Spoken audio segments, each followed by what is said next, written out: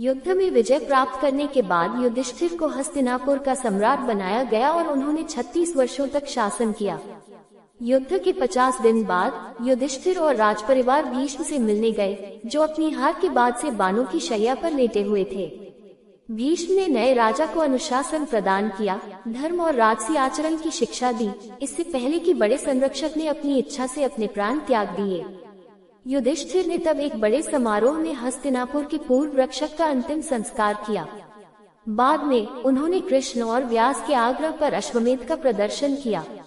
इस यज्ञ में एक घोड़े को 1 वर्ष के लिए भटकने के लिए छोड़ दिया गया था और युधिष्ठिर के भाई अर्जुन ने घोड़े का पीछा करते हुए पांडव सेना का नेतृत्व किया।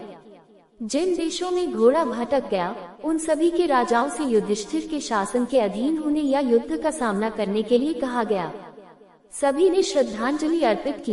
एक बार फिर युधिष्ठिर को भारतवर्ष के निर्विवाद सम्राट के रूप में स्थापित किया। अपने शासनकाल के दौरान युधिष्ठिर ने शासन के बारे में धृतराष्ट्र से विधिवत परामर्श किया और उन्हें रिपोर्ट दी।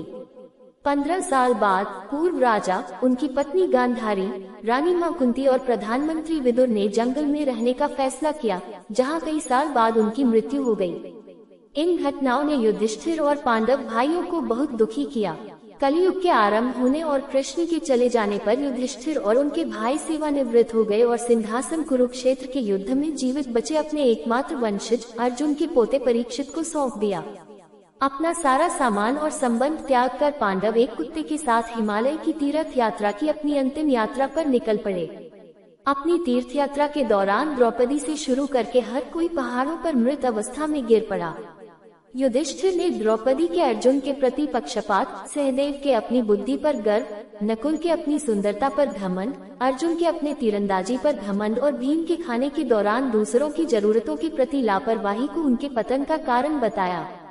अंत में युधिष्ठिर ही कुत्ते के साथ शिखर पर पहुंचने में सफल रहे। शीर्ष पर पहुंचने पर इंद्र उन्हें बधाई देते हैं और स्वर्ग में चढ़ने पर युधिष्ठिर को अमरता और देवत्व का वादा करते हैं। हालांकि इंद्र ने उन्हें स्वर्ग में प्रवेश करने से पहले कुत्ते को त्यागने के लिए कहा, लेकिन युधिष्ठिर ने कुत्ते की अटूट भक्ति का हवाला देते हुए ऐसा करने से इनकार कर दिया। इंद्र ने जवाब दिया कि उन्होंने हिमालय की चोटी पर पहुंचने के लिए अपने भाइयों और पत्नी को छोड़ दिया है, लेकिन युधिष्ठिर ने कहा कि वह उनकी मृत्यु को नहीं रोक सकते, लेकिन एक बेचारे प्राणी को त्यागना बहुत बड़ा पाप है। ये पता चला कि कुत्ता उनके पिता यम के भेष में था। यम अपने बेटे को बधाई देते हैं और उसके अधिक सिद्धांतों की सराहना करते हैं। युधिष्ठिर नारद के साथ एक दिव्य वाहन पर सवार होकर स्वर्ग जाते हैं, जो उन्हें सूचित करते हैं कि वह भौतिक रूप में स्वर्ग में प्रवेश करने वाले पहले नश्वर हैं। अपने आगमन पर युधिष्ठिर स्वर्ग में दुर्योधन और उसके कौरव चचेरे भाइयों को पाते हैं, लेकिन अपने भाइयों और द्रौपदी को नहीं। क्रोधित होकर युधिष्ठिर ने मांग की कि नारद उन्हें वहां ले जाएं जहां वह अपने परिवार से मिल सके। नारद युधिष्ठिर को नर्क में ले जाते हैं, जहां उनका सामना कर्ण, उनके भाइयों द्रौपदी, धृष्टद्युम्न और उपांडवों से होता है।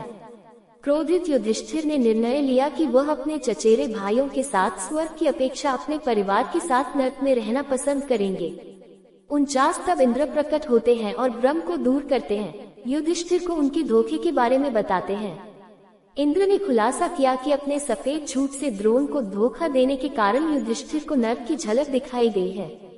यम अपने बेटे को उसकी तीसरी और अंतिम परीक्षा पास करने पर बधाई देते हैं। इसके बाद युधिष्ठिर ने स्वर्ग की गंगा में स्नान किया, अपना नश्वर शरीर त्याग दिया और स्वर्ग में अपने परिवार से मिल गए। युधिष्ठिर भाला, युद्ध और रथ दौड़ में निपुण थे।